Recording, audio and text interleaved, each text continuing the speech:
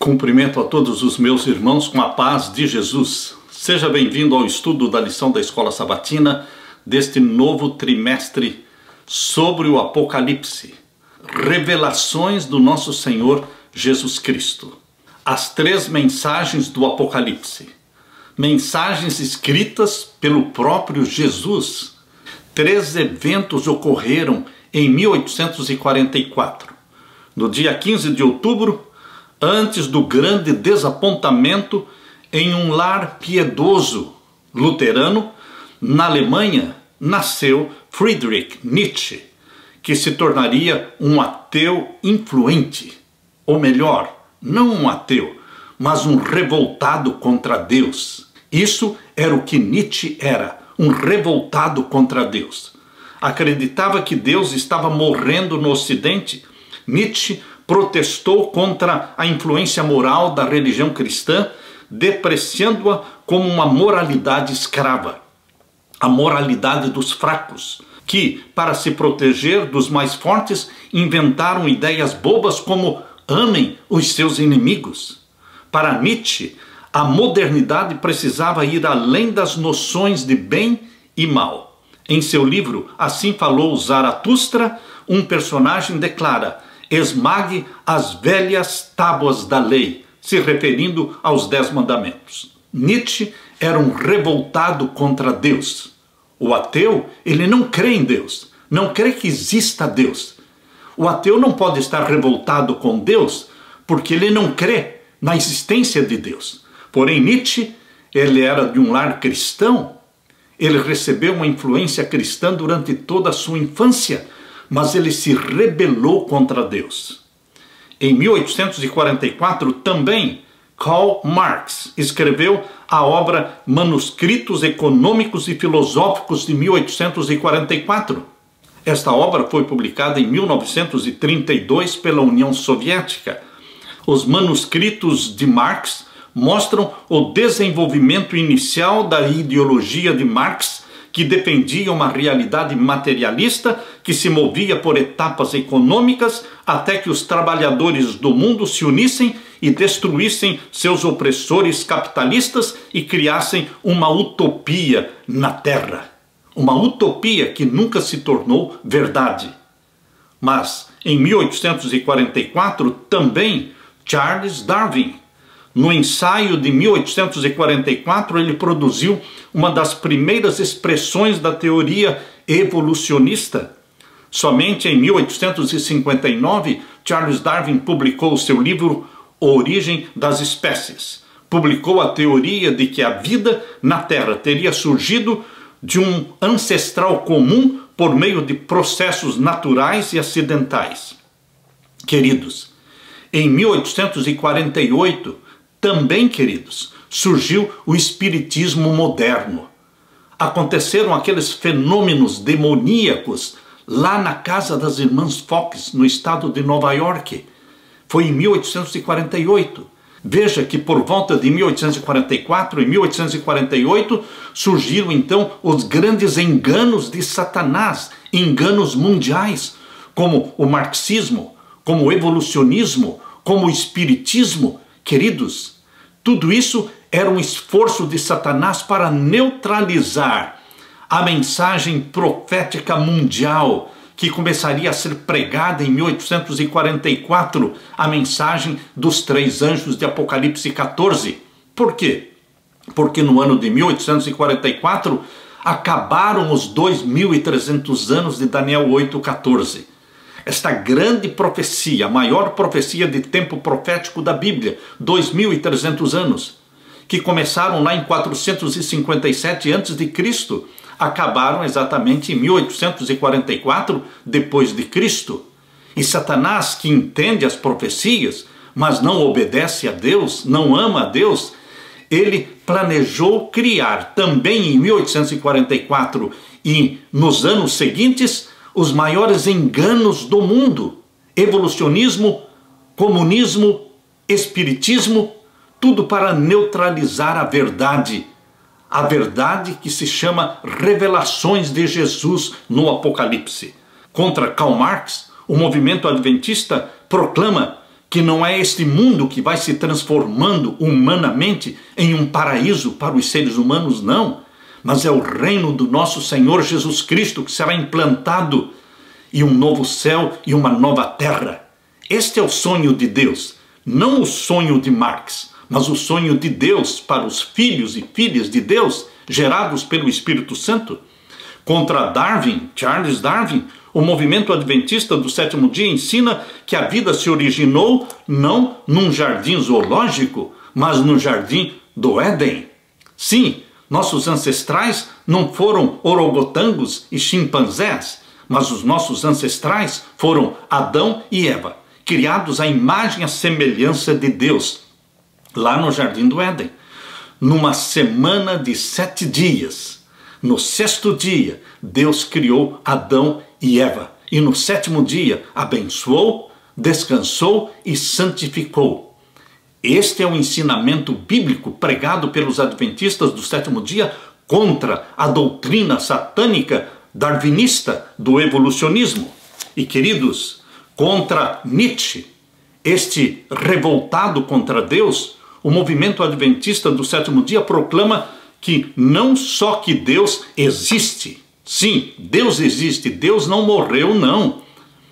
E o cristianismo não é a religião dos fracos, mas o cristianismo é a religião dos pecadores, que se humilham aos pés de Jesus Cristo e buscam perdão. Sim, queridos, o código universal de Deus, os 10 mandamentos, não foram destruídos e nunca serão destruídos. As antigas tábuas da lei eram somente cópias dos 10 mandamentos originais que estão no céu, na arca do concerto do santuário celestial. Queridos, nós perguntamos, seria uma mera coincidência que todos esses eventos mundiais e satânicos surgiram no mesmo período de 1844? Não, não foi coincidência. Marx, Nietzsche, Darwin causaram danos irreparáveis à humanidade. Mas, em meio a todos esses erros, Deus não deixou o mundo sem uma testemunha da sua verdade. Foi por isso que, em meio a essas ideologias destrutivas, Deus suscitou um movimento profético mundial em 1844, que se chamaria Igreja Adventista do Sétimo Dia e proclamaria ao mundo sua verdade para os últimos dias, as 3 mensagens angélicas de Apocalipse 14. As 3 mensagens angélicas são, em certo sentido, instruções para o avanço da Igreja de Deus. Em sua essência, são o Evangelho puro e simples, mas o Evangelho apresentado no contexto da verdade presente. As 3 mensagens angélicas serão o tema do nosso estudo neste próximo trimestre. Na lição número 1, o tema é Jesus vence, Satanás perde. Sempre, sempre e eternamente, Jesus é o vitorioso e Satanás é o perdedor. Aqui nós lemos no verso áureo. O dragão ficou irado com a mulher e foi travar guerra com o restante da sua descendência, a descendência dela, ou seja, os que guardam os mandamentos de Deus e têm o testemunho de Jesus. Apocalipse 12, 17. No livro de Cormac O'Brien, ele narra histórias de exércitos que, embora em grande desvantagem, ainda assim venceram.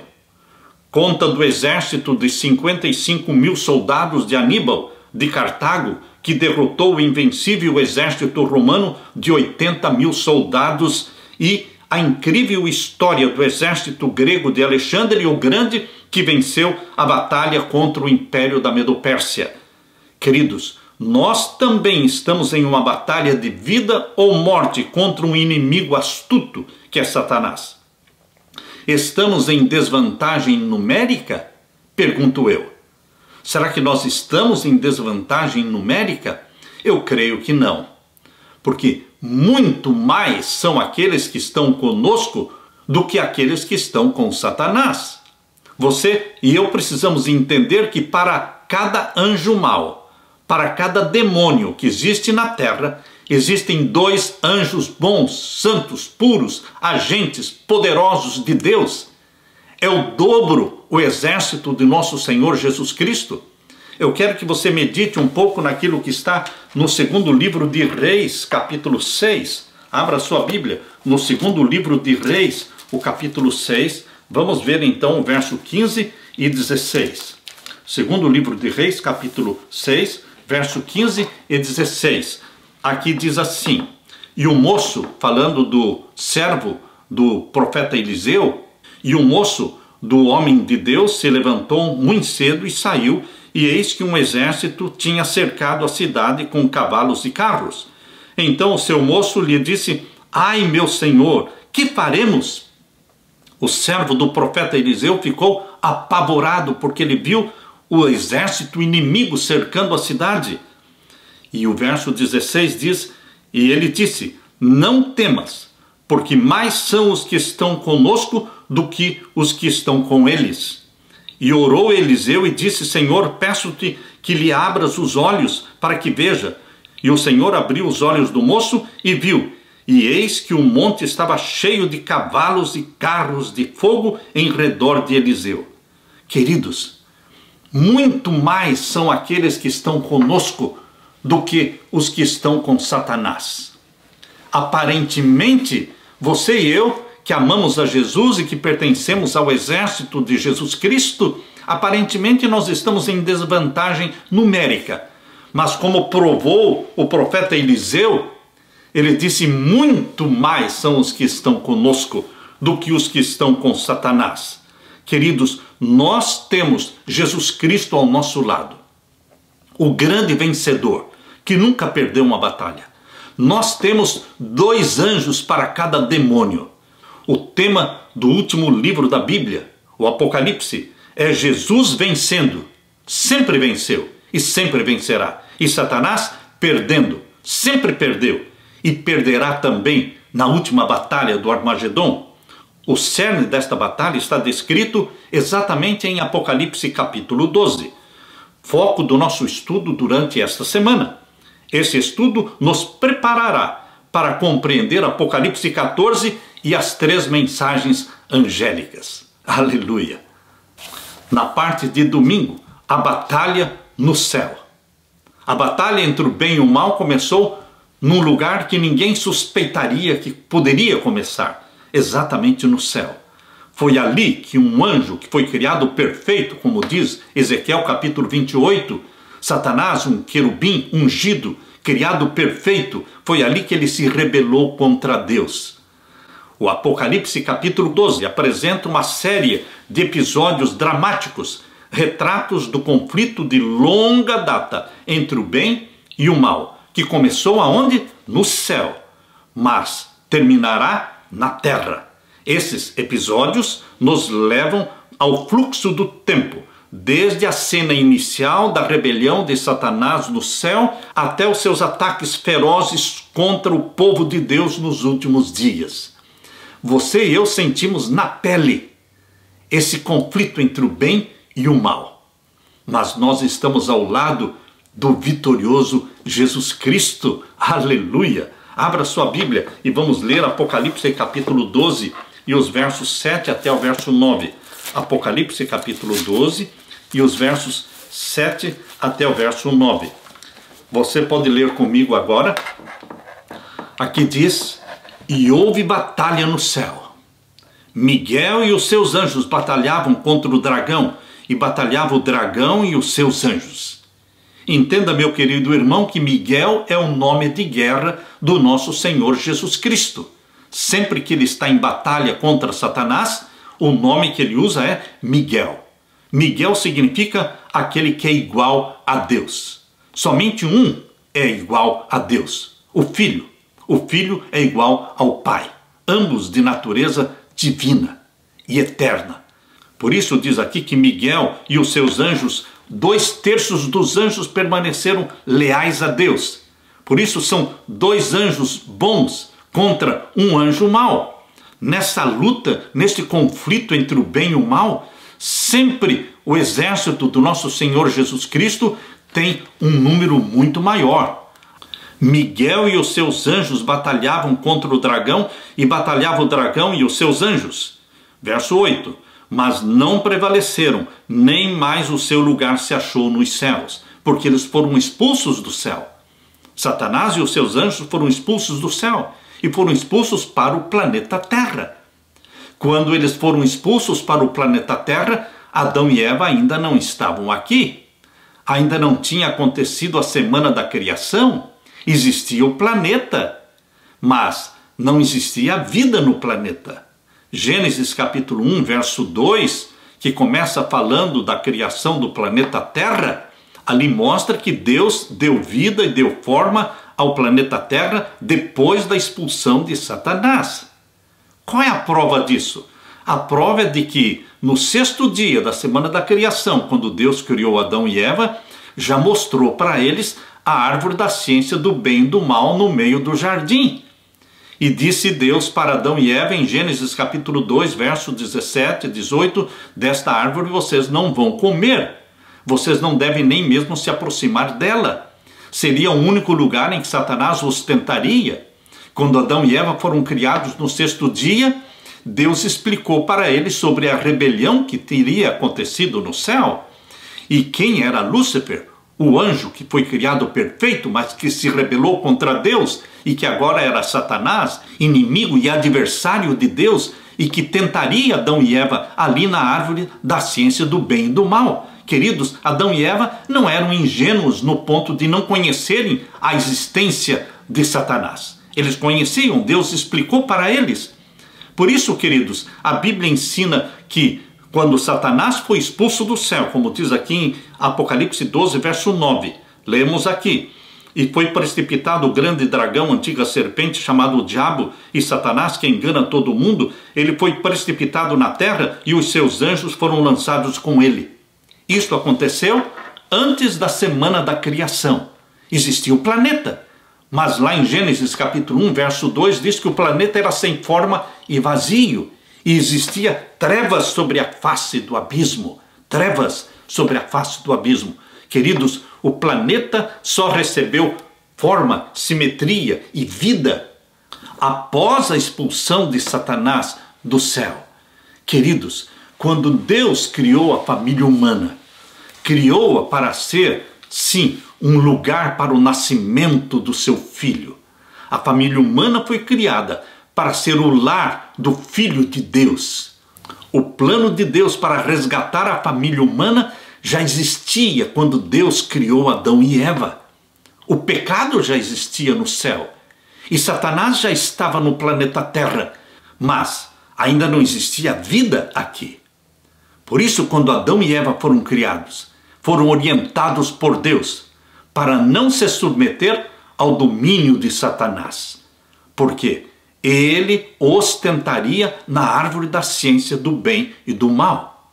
Assim como Lúcifer tinha livre-arbítrio e usou a sua liberdade de escolha para se rebelar contra Deus, assim também Adão e Eva tinham livre-arbítrio, liberdade de escolha, para escolher não comer da árvore da ciência do bem e do mal, não se unir e não se aliar a Satanás, o inimigo de Deus.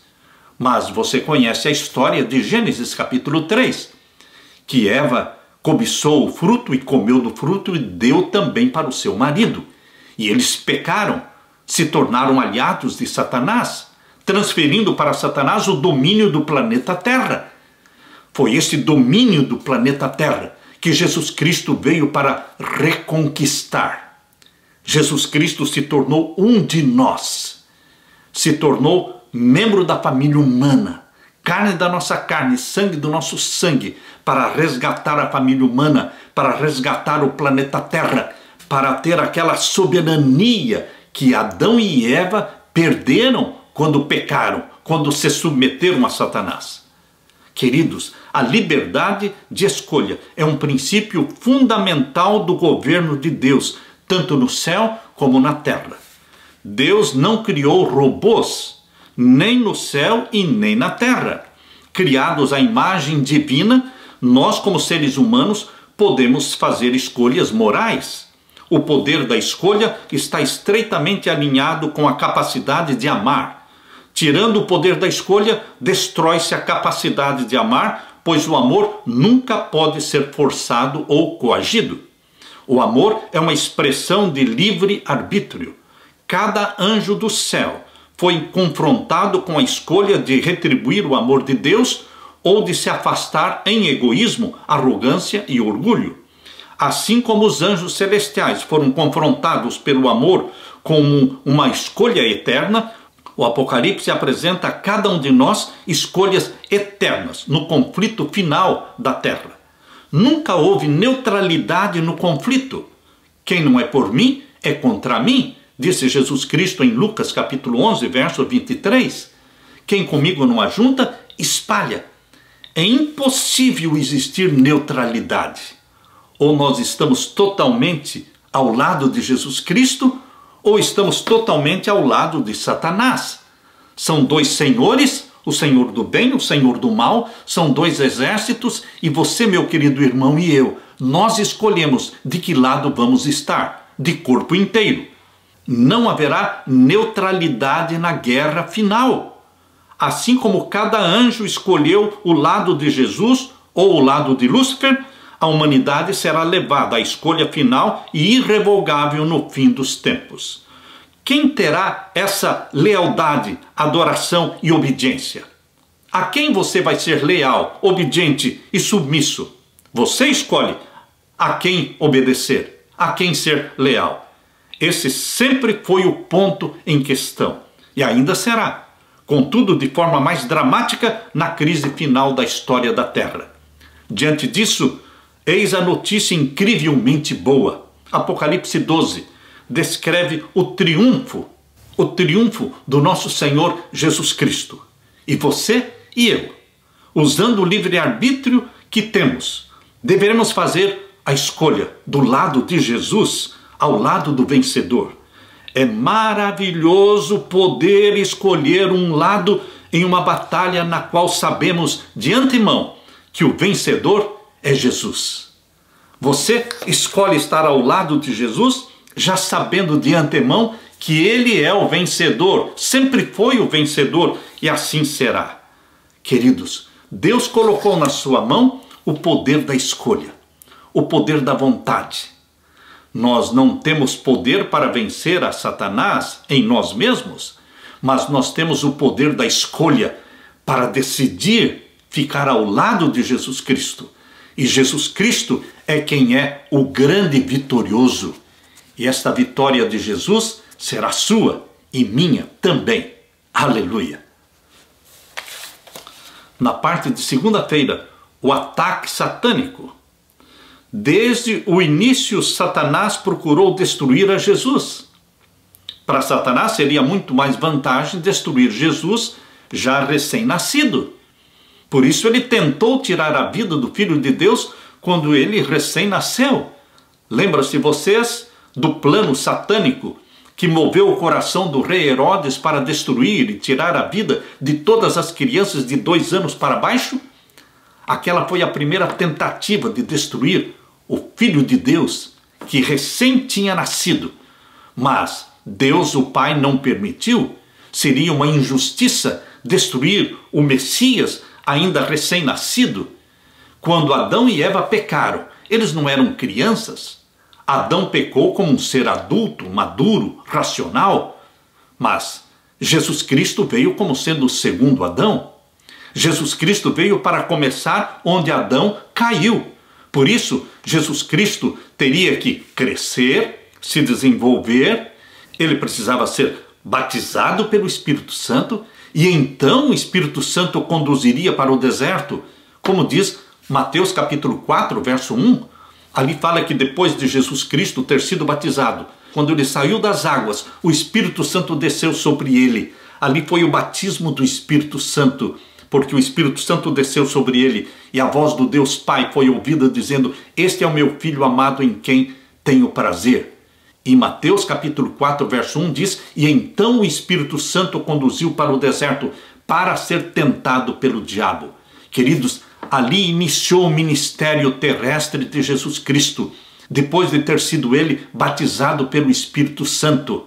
Agora ele estava ali como o segundo Adão. para enfrentar Satanás, para iniciar onde Adão caiu. Adão caiu no apetite, comendo do fruto proibido. Jesus Cristo começou seu ministério com um jejum de 40 dias, vencendo o poder do apetite. Vencendo o poder do apetite. Cristo começou onde Adão caiu. E em nome de Jesus Cristo, todos nós que vencermos pelo poder de Jesus Cristo, o poder do apetite, você também poderá vencer todos os outros pecados. Abra sua Bíblia agora, em Apocalipse capítulo 12, e vamos ver os versos 4 até o verso 6. Capítulo 12, versos 4 até o verso 6. Aqui diz: e a sua cauda, falando de Satanás, representado aqui pelo dragão vermelho, com 7 cabeças e 10 chifres. Aqui diz o verso 3, vamos ler o verso 3. E viu-se outro sinal no céu, e eis que era um grande dragão vermelho, que tinha 7 cabeças e 10 chifres, e sobre as suas cabeças 7 diademas. Esse dragão representa Satanás. E a sua cauda levou após si a 1/3 parte das estrelas do céu. Ele conseguiu trazer com ele a 1/3 parte dos anjos do céu, e lançou-as sobre a terra. E o dragão, que é Satanás, parou diante da mulher que havia de dar à luz, para que, dando ela à luz, lhe tragasse o filho. E deu à luz um filho, um varão que há de reger todas as nações com vara de ferro, e o seu filho foi arrebatado para Deus e para o seu trono. Jesus viveu aqui 33 anos, e ele foi arrebatado para o céu, porque ele morreu como um vitorioso. Vitorioso porque ele nunca pecou. Por isso ele pôde morrer pelos nossos pecados. E ele não ficou morto, ele ressuscitou. E ele subiu ao céu. E ele vai voltar. Por isso o finalzinho do verso 5 diz: o seu filho foi arrebatado para Deus e para o seu trono.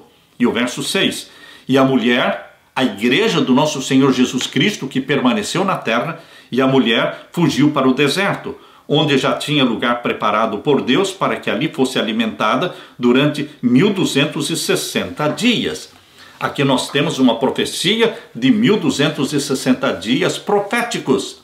Números capítulo 14, verso 34 diz: um dia para cada ano. Assim como os 12 espias espiaram a terra por 40 dias e voltaram com um relatório incrédulo, negativo e pessimista, Deus disse: um dia para cada ano. E assim eles peregrinaram e vaguearam pelo deserto 40 anos. Queridos, o tempo profético é assim, um dia para cada ano. 1260 dias são 1260 anos.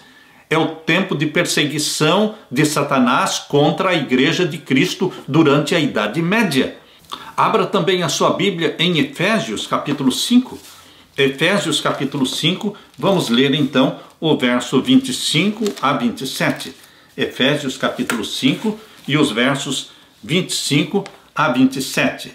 Aqui Deus diz: vós, maridos, amai vossas mulheres como também Cristo amou a igreja e a si mesmo se entregou por ela.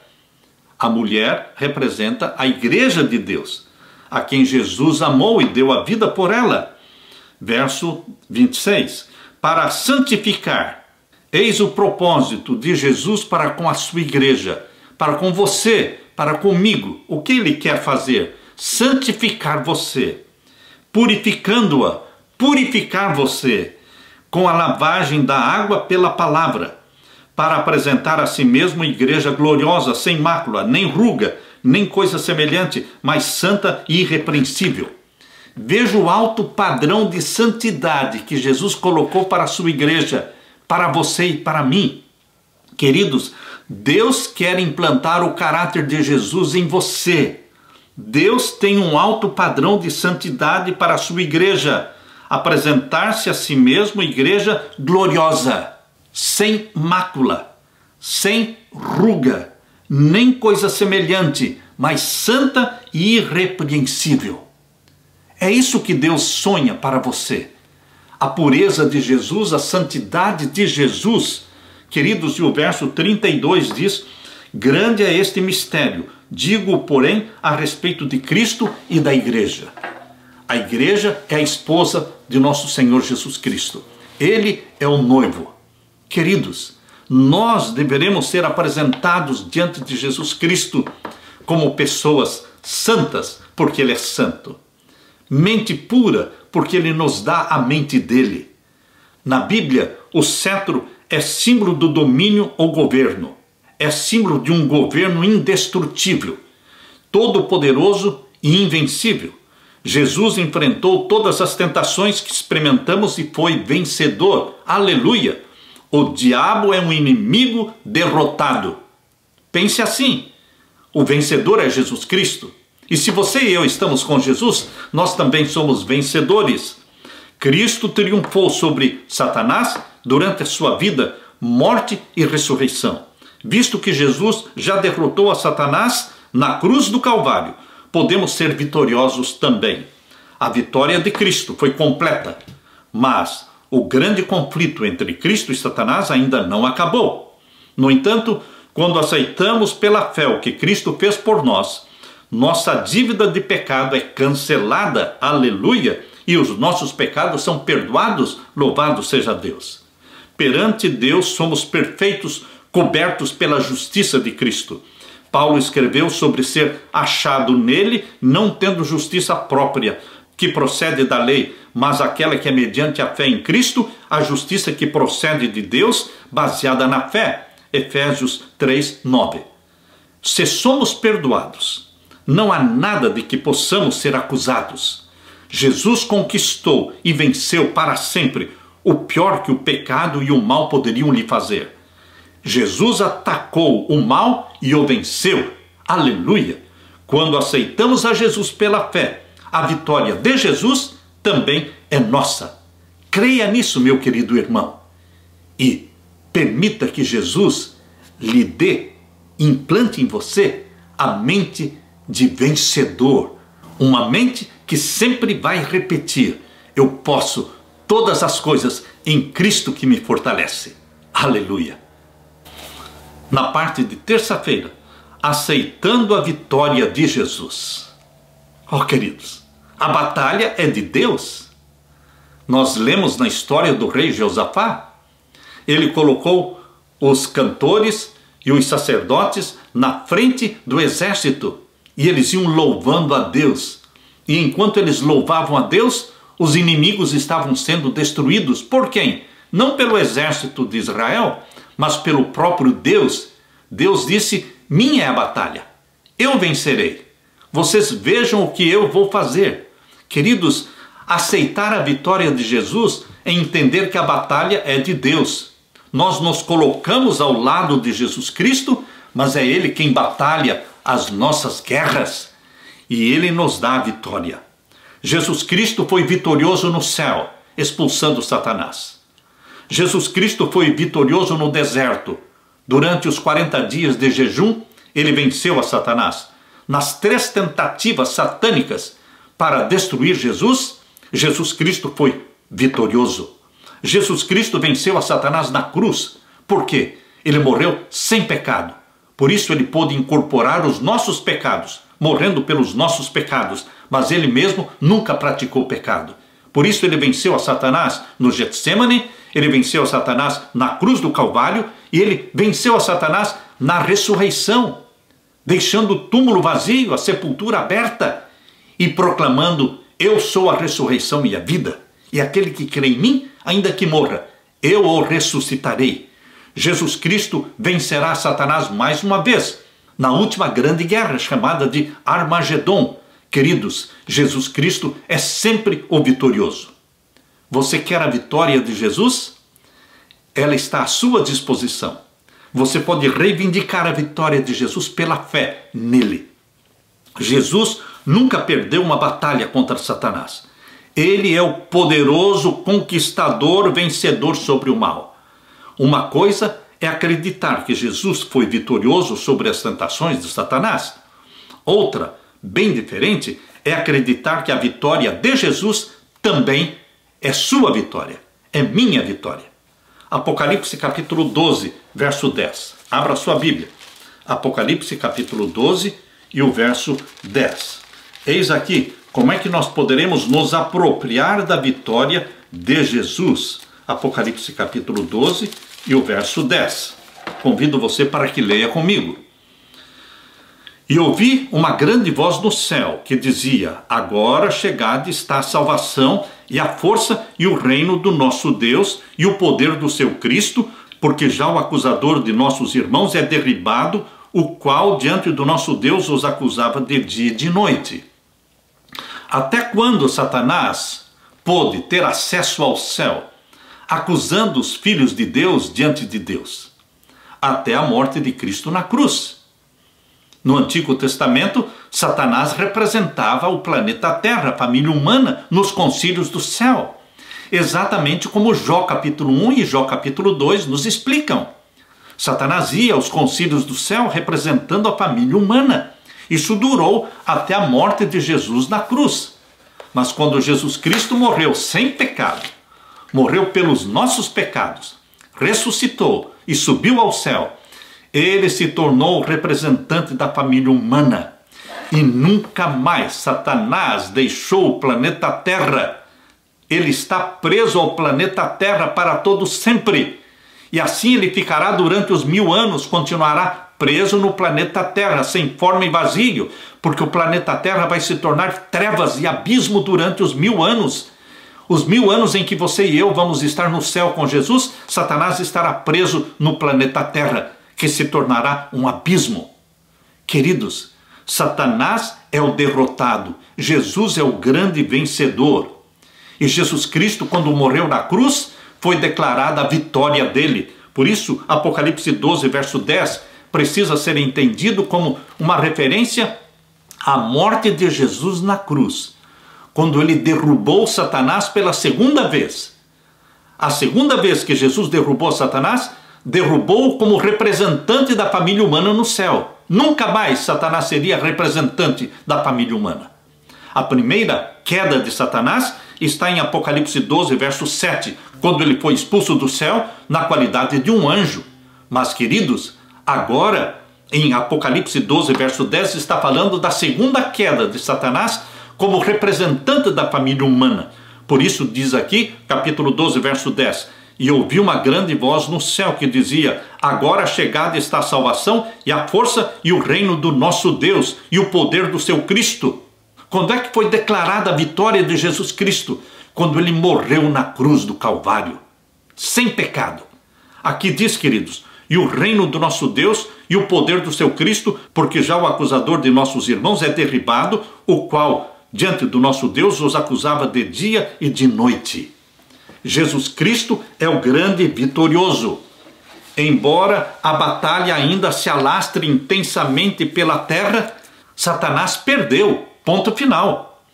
Isso é verdade não só quanto à vitória final de Cristo no clímax da história, mas também em nossa batalha contra os principados e poderes do mal em nossa vida. Alguns cristãos vivem frustrados pela derrota, mente de perdedor, esperam a vitória sobre alguma atitude ou hábito, mas nunca compreendem a vitória de Cristo para eles na vida pessoal. Queridos, Deus quer nos tirar esta mente de fracasso e de derrotado e quer nos dar a mente vitoriosa de Jesus Cristo, porque a batalha entre Cristo e Satanás já foi obtida, a vitória. A vitória é nossa. Apocalipse capítulo 12, verso 11, explica como você pode obter a vitória de Jesus. Apocalipse 12, 11. E eles o venceram. Está falando agora de você e de mim, dos redimidos pelo sangue de Jesus, dos irmãos de Jesus Cristo. Verso 11 diz que eles venceram a Satanás pelo sangue do Cordeiro. Não é pela força que você tem, não é pelas habilidades, pelas estratégias que nós temos, mas é pelo sangue do Cordeiro. Há poder no sangue de Jesus. Há poder no sangue de Jesus. É no sangue do Cordeiro que nós vencemos a Satanás. É agarrado a Jesus Cristo, é submisso a Jesus Cristo, queridos, que nós vencemos a Satanás. A luta entre Cristo e Satanás não é nossa. E eles o venceram pelo sangue do Cordeiro e pela palavra do seu testemunho, e não amaram as suas vidas até a morte. Queridos, Deus está nos convidando para esta vitória pelo sangue do Cordeiro. Nas mensagens do Apocalipse, Para as 7 igrejas, encontramos 7 vezes a expressão eles o venceram. Eles o venceram. Em todas as igrejas do Apocalipse, são 7 igrejas no Apocalipse, em todas elas existe a promessa da vitória. Vitória em Jesus Cristo. Observe como é possível ser vitorioso por causa do sangue do Cordeiro. Apocalipse 12, verso 11.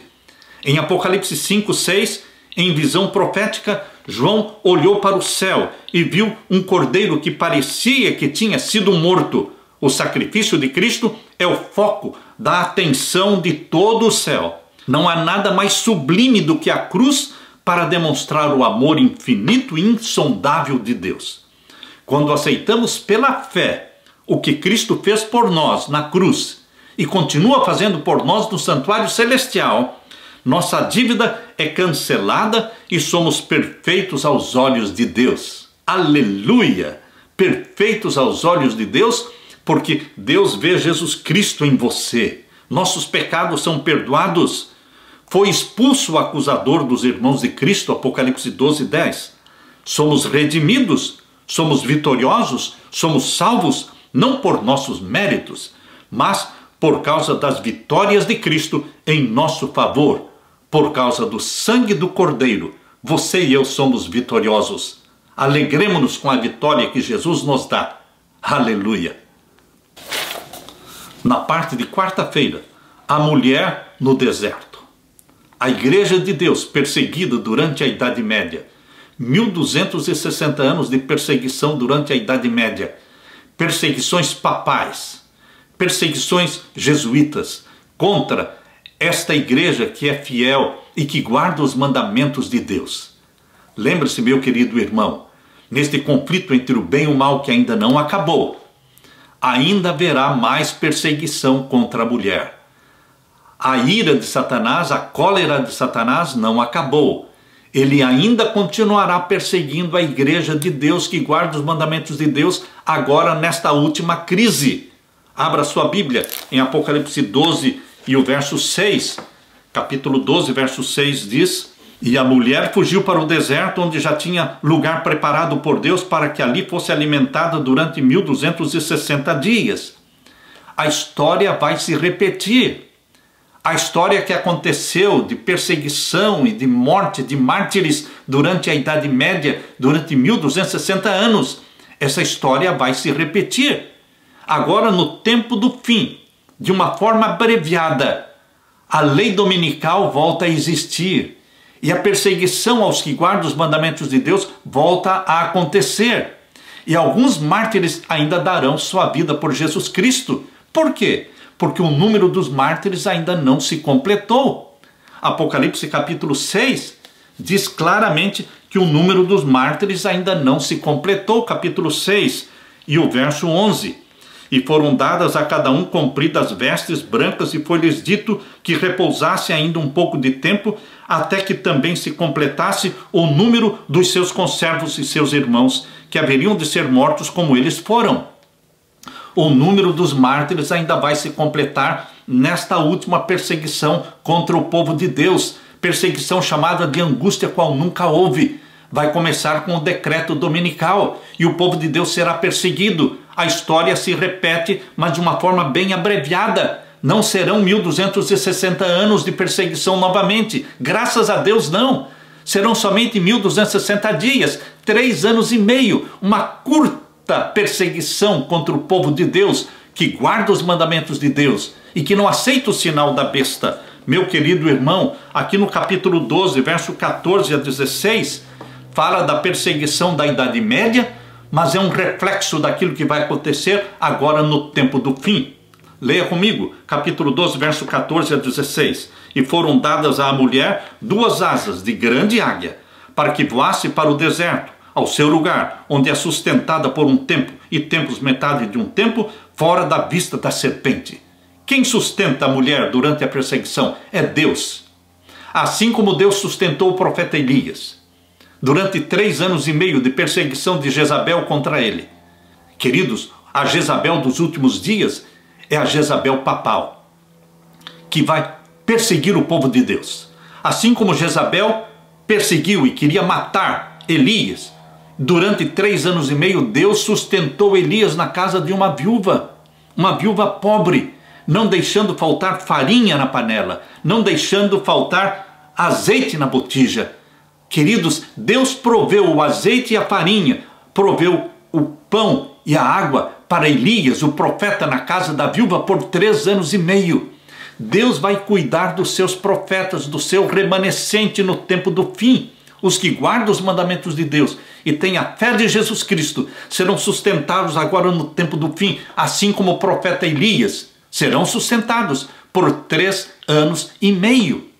É assim que a Bíblia diz, em Apocalipse 13, verso 5, por 42 meses. A história se repete, meu querido irmão. A supremacia papal da Idade Média se repete agora no tempo do fim. O decreto dominical de Constantino, lá em 321, se repete agora novamente. A lei dominical será implantada no mundo e o povo de Deus será novamente perseguido por guardar os mandamentos de Deus. Os 10 mandamentos da santa lei de Deus. E queridos, aqui diz no verso 15 e 16, e a serpente lançou da sua boca atrás da mulher água como um rio, para que pela corrente a fizesse arrebatar. Satanás perseguindo a igreja na Idade Média. E para onde Deus trouxe a sua igreja para salvá-la? Para a América do Norte. Deus providenciou na América do Norte um refúgio para a sua igreja. Por isso diz aqui o verso 16, e a terra ajudou a mulher. A terra significa os Estados Unidos da América do Norte, para onde a sua igreja fugiu. E aqui ela foi protegida por Deus. E a terra ajudou a mulher. E a terra abriu a sua boca e tragou o rio que o dragão lançara da sua boca. Porém, queridos, Satanás fez com que surgisse neste lugar chamado a terra ajudou a mulher, Estados Unidos da América do Norte. Satanás fez surgir aqui, neste lugar, nos Estados Unidos da América do Norte, um poder representado pelo cordeiro que tem 2 chifres, mas fala como dragão. Perceba que esta besta que subiu da terra, de Apocalipse 13, verso 11, esta besta que subiu da terra, ela está sendo representada por um cordeiro, mas não é cordeiro, porque fala como dragão, ou seja, está sob o domínio do dragão. É aqui neste lugar, os Estados Unidos da América do Norte, que foi um lugar de refúgio para a igreja de Deus no passado. É aqui que a igreja de Deus voltará a ser perseguida. É aqui que vai ser declarado primeiramente o decreto dominical. O sinal da besta será implantado e vai se espalhar para o mundo todo. Meus queridos, os 1260 dias são paralelo ao tempos e metade de um tempo de Apocalipse 12, verso 14. Essa profecia de tempo é encontrada também em Daniel 7, 25, se aplicando ao período dos 1260 anos da Idade Média de supremacia papal. Mas a história vai se repetir agora no tempo do fim. Essa perseguição feroz e satânica de cristãos que criam na Bíblia foi uma extensão do grande conflito entre o bem e o mal. Saindo da escuridão da Idade Média, na época da Reforma, homens e mulheres foram confrontados com uma escolha. Seriam fiéis à palavra de Deus ou aceitariam os ensinamentos dos líderes romanos? Mais uma vez a verdade triunfou. E Deus tinha um povo que era fiel a ele diante da poderosa oposição. Nesses textos do Apocalipse, existem expressões fascinantes e encorajadoras sobre o cuidado de Deus pelo seu povo. Apocalipse 12:6 diz que Deus proveu um lugar para a sua igreja e cuidou dela. Apocalipse 12:14 declara que a mulher foi sustentada no deserto. É assim que Deus está dizendo que Ele vai sustentar você durante este período de angústia como nunca houve, a partir do decreto dominical. Ele não esqueceu de você, nunca vai se esquecer de você, querido filho, querida filha, remidos pelo sangue de Jesus Cristo. Deus proveu para a sua igreja, assim como fez no passado, Ele faz uma provisão para o seu remanescente no tempo do fim. Você é remanescente de Deus? Você ama a Jesus Cristo e guarda os seus mandamentos? Se você é um remanescente de Deus, você vai ser sustentado por Ele. O azeite não acabará na botija. A farinha não desaparecerá da panela. Deus proverá para você, assim como proveu por 3 anos e meio para o profeta Elias. Aleluia! Na parte de quinta-feira, o remanescente do tempo do fim. O diabo está em guerra contra Cristo desde a sua rebelião no céu. Apocalipse 12, verso 7. Como foi no passado, o propósito de Satanás no presente, hoje, é apoderar-se do universo. Ele não desistiu da ideia de ser Deus. Nunca foi Deus e nunca será Deus. Mas ele quer ser Deus, quer ser adorado, como está descrito ali em Isaías, capítulo 14, versos 12 até o verso 14. O foco da atenção de Satanás nos últimos dias da história da Terra é o povo de Deus, que guarda os mandamentos de Deus. Apocalipse 12, 17. Esse é o foco. Ele está obcecado pelo povo de Deus, que não se ajoelha diante de Satanás, que não se submete às leis criadas por Satanás. É um povo que é leal a Deus. Ele está fascinado com este povo. E ele não pensa outra coisa senão subjugar e destruir este povo. Mas, queridos, lembremos que Satanás é um poder derrotado. E você, em Jesus Cristo, é vitorioso. Por isso nós lemos Apocalipse 12, 17. E o dragão irou-se contra a mulher, e foi fazer guerra ao resto da sua semente, os que guardam os mandamentos de Deus e têm o testemunho de Jesus Cristo. Agora, no tempo do fim, quando o mundo todo estará guardando o domingo, segundo os mandamentos papais, segundo os 10 mandamentos do Catecismo Romano, existirá na terra um remanescente, é um pequeno número de filhos e filhas fiéis a Deus, que insistem em guardar os 10 mandamentos escritos pelo dedo de Deus, assim como está declarado ali em Êxodo capítulo 20. Queridos, os 10 mandamentos de Êxodo capítulo 20 estão em oposição aos 10 mandamentos papais. O sábado bíblico instituído por Deus está em oposição ao domingo papal. E Deus tem na terra um remanescente fiel. É isso que Apocalipse 12, 17 está declarando. E o apelo de Deus aqui é que você faça parte deste remanescente fiel de Deus. Você terá a ira de Satanás, é óbvio, mas você terá o amor de Jesus Cristo e a proteção dos anjos, dos agentes invisíveis e poderosos anjos de Deus. Eles estarão protegendo você. Não vai lhe faltar a água nem o pão. Mas, queridos, nós precisamos nos colocar ao lado de Jesus. O dragão irou-se contra a mulher e foi fazer guerra ao resto da sua semente. Quem são eles? Os que guardam os mandamentos de Deus e têm o testemunho de Jesus Cristo. Satanás é o dragão irado contra a igreja de Jesus. O diabo está furioso com um povo que guarda os mandamentos de Deus. Finalmente, ele promove um decreto para que esse povo não possa nem comprar e nem vender, senão aqueles que tiverem o sinal da besta. Isso está muito claro aqui em Apocalipse 13 e o verso 14 a 17. Aqui diz: engana os que habitam na terra com sinais que lhe foi permitido que fizesse na presença da besta. Veja que Satanás vai fazer muitos e grandes sinais e prodígios agora no tempo do fim. Mas nós não podemos ser iludidos por esses grandes sinais e prodígios. Nós temos que permanecer leais ao nosso Deus, que escreveu os seus 10 mandamentos em nosso coração através do Espírito Santo. O Espírito Santo tira os 10 mandamentos das pedras e coloca os 10 mandamentos no nosso coração. E nós somos selados pelo selo do Deus vivo que está na lei de Deus. O 4º mandamento é o selo do Deus vivo. Somos selados. E aqui diz o verso 16: e faz que a todos, pequenos e grandes, ricos e pobres, livres e servos, lhe seja posto um sinal na sua mão direita ou nas suas testas. O sinal da besta será aplicado sobre todos, menos o remanescente fiel de Deus, que guarda os mandamentos de Deus. Você, meu querido irmão, mesmo que você não seja membro da Igreja Adventista do 7º dia, você pode ser do remanescente fiel de Deus. Onde você estiver, não importa a placa da sua igreja, você pode guardar os mandamentos de Deus.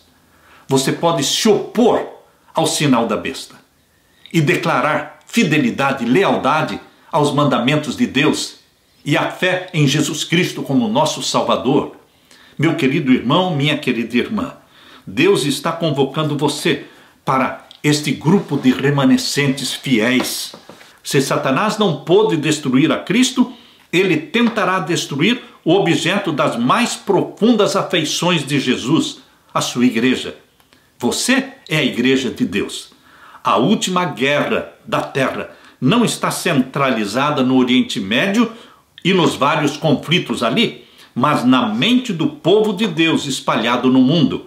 É uma batalha entre duas forças opostas, Cristo e Satanás. E mais uma vez, ninguém é neutro.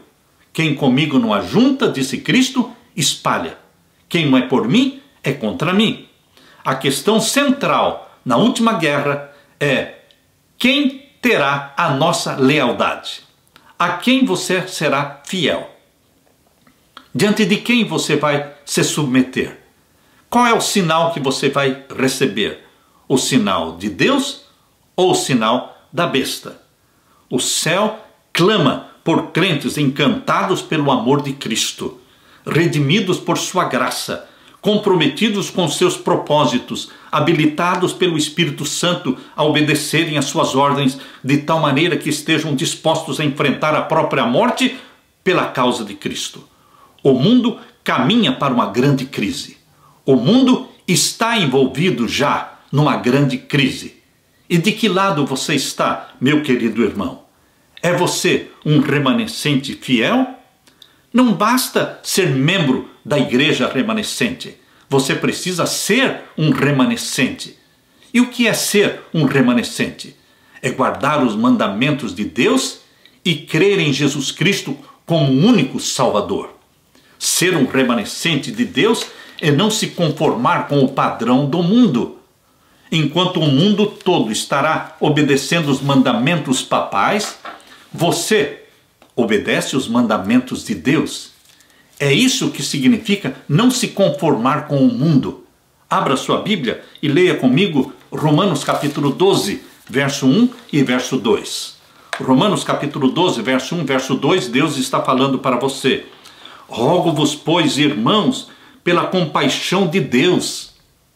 Entenda que Paulo está falando assim, rogo por você, meu querido irmão, pela misericórdia de Deus, que você apresente o seu corpo como sacrifício vivo, santo e agradável a Deus.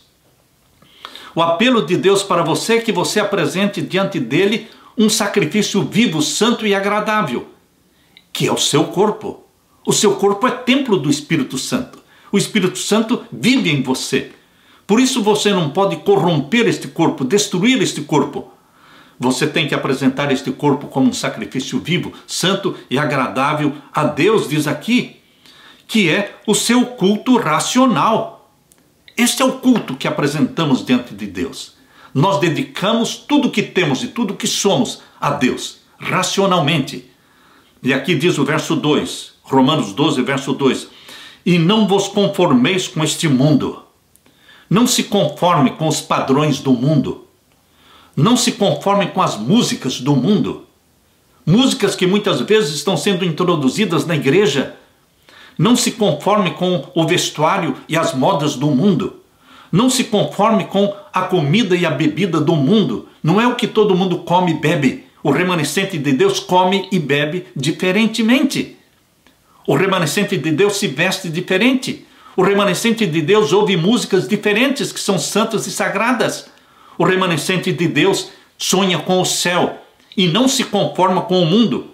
E aqui diz mais no verso 2, não vos conformeis com este mundo, mas transformai-vos pela renovação do vosso entendimento. Existe uma renovação da mente. Por quê? Cristo vai implantando a mente dele em você. E você começa a pensar e agir e sentir como Jesus. Isto significa renovação do entendimento, para que experimentem qual seja a boa, agradável e perfeita vontade de Deus. Meu querido irmão, não conformismo com o mundo. Renovação da nossa mente. Diariamente, nossa mente precisa estar sendo renovada, porque nós precisamos da mente de Jesus, dos traços de caráter de Jesus implantados em nós. Que Deus derrame sobre você o Espírito Santo, para que você seja um remanescente, para que você seja um Elias moderno, para que você seja sustentado por Deus, assim como Deus sustentou Elias por 3 anos e meio. Que Deus derrame sobre você o Espírito Santo, meu querido irmão, e que Jesus dê para você a paz que só Ele pode dar. Amém.